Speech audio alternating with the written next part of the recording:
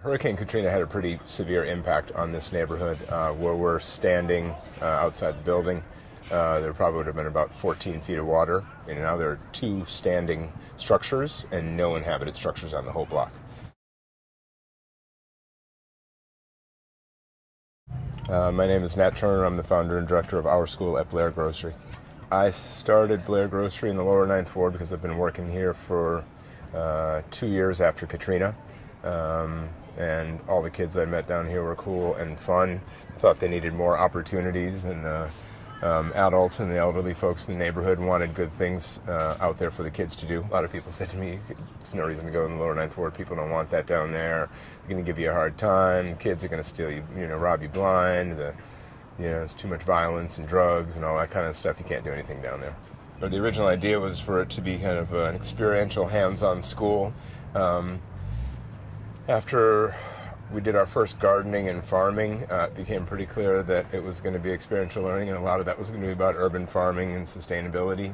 In the process of thinking about and learning about food security and our food system and a sustainable future and healthy kids and good food in Louisiana, we don't have the people to grow the good food. And so what we started doing was figuring out how do we grow the growers to grow the food so that there's more better food in our neighborhood and throughout our region. The building that we work in is owned by the Blair family. Built it in 1955, opened it as a grocery store. It's an African-American family. All 8 of their kids graduated from high school. All 8 of their kids went to college. When Mother Blair died, they closed the store in 1995. It sat there more or less empty until one of my neighbors called up Craig Blair and said there was a guy named Turner from New York looking to talk to him. And that's how I got in the building.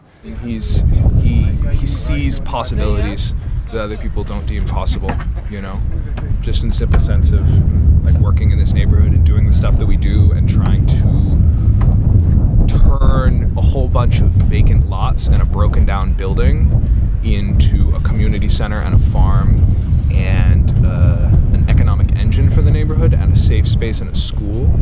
All the kids we work with are different. Some of them are into it. Some of the kids just want to compost. They just want to get out some energy and do some stuff. Working with some of the kids is hard because they're largely illiterate. They don't know math.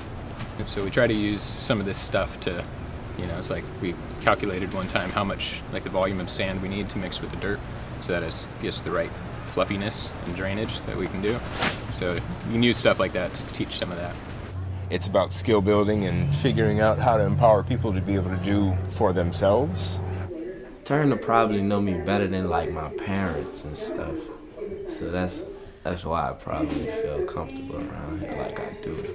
The way I look at the project is that I'm trying to figure out how to build the infrastructure. There was a whole bunch of energy that came to New Orleans right after Katrina, but it was all very much emergency relief. It has so many people just like coming in and out all the time. And there's no real way to change things if you're just coming in and out. You need to be constant. You need to have a real sort of like presence in the neighborhood with the people. Because our goal is not to make everybody into farmers. Our goal is to allow young people to do what they're capable of.